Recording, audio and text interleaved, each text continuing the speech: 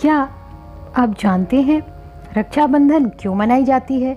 जानिए देवी देवता से लेकर मुगल काल तक रक्षाबंधन का इतिहास। नमस्कार, मार्तंड ज्योतिष केंद्र में आपका स्वागत है। मैं हूं मनीषा श्री।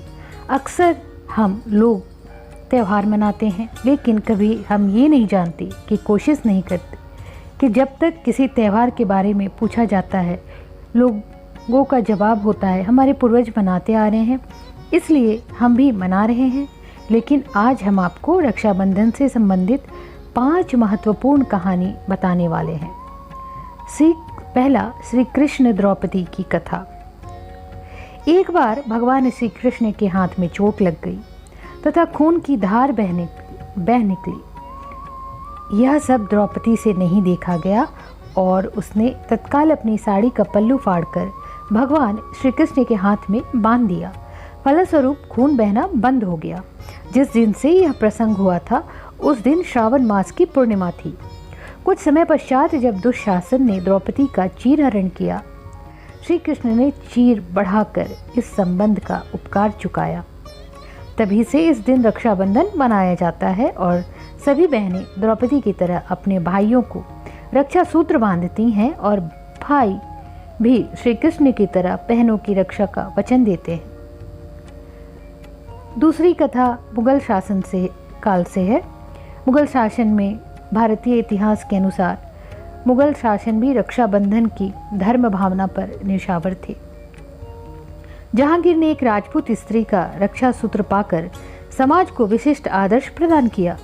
इस संदर्भ में पन्ना की राखी विशेषता उल्लेखनीय है।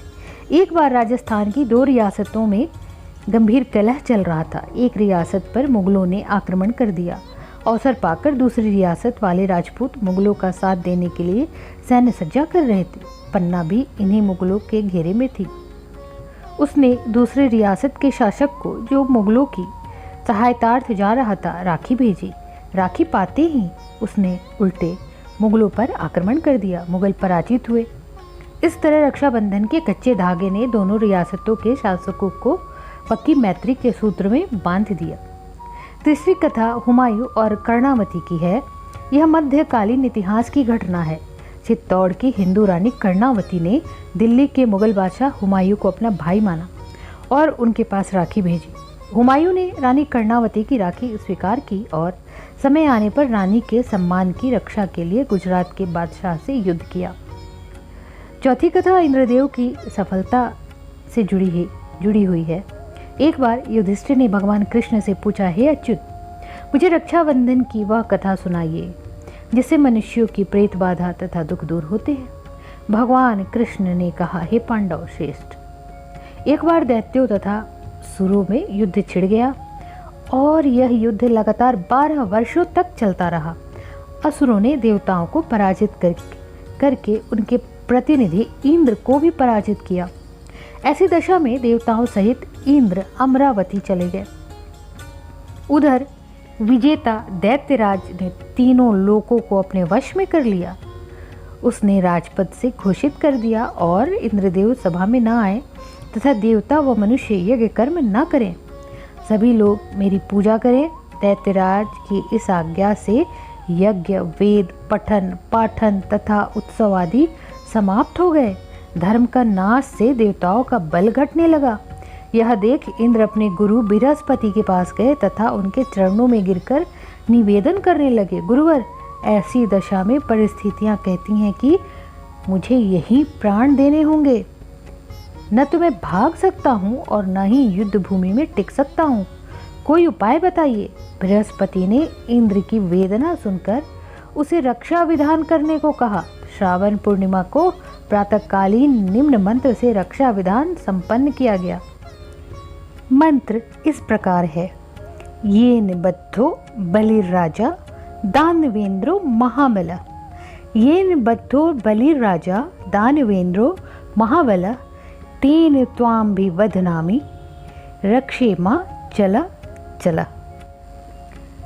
इंद्राणी ने श्रावणी पूर्णिमा के अवसर पर द्विजों से स्वस्ति वाचन करवाकर रक्षा का तंतु लिया और इंद्र के दाहिनी कलाई में बांधकर युद्ध भूमि में लड़ने के लिए भेज दिया।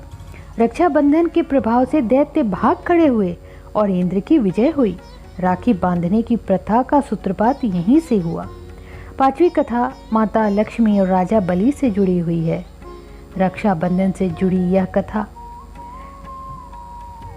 एक बार राजा बलि ने भगवान विष्णु की कठोर उपासना की और उनसे वचन ले लिया कि वे हमेशा ही उनके साथ रहेंगे। फिर विष्णु जी बलि के साथ रहने लगे।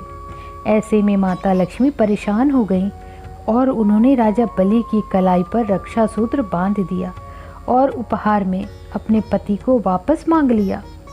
उस दिन से श्रावण मास की पूर्णिमा ही थी और यह रक्षाबंधन का त्यौहार मनाया जाने लगा। तो जुड़ी रहिए हमारे साथ ऐसे ही धार्मिक और धर्म ग्रंथों से जुड़ी हुई महत्वपूर्ण कथाओं, जानकारियों का श्रवण करने के लिए हमें लाइक करें, शेयर करें, सब्सक्राइब करें। अपने बहुमूल्य कमेंट बॉक्स में अवश्य लिखें। बेल आइकन दबाना बिल्कुल भी ना भूलें और हमें फॉलो करते रहें। धन्यवाद।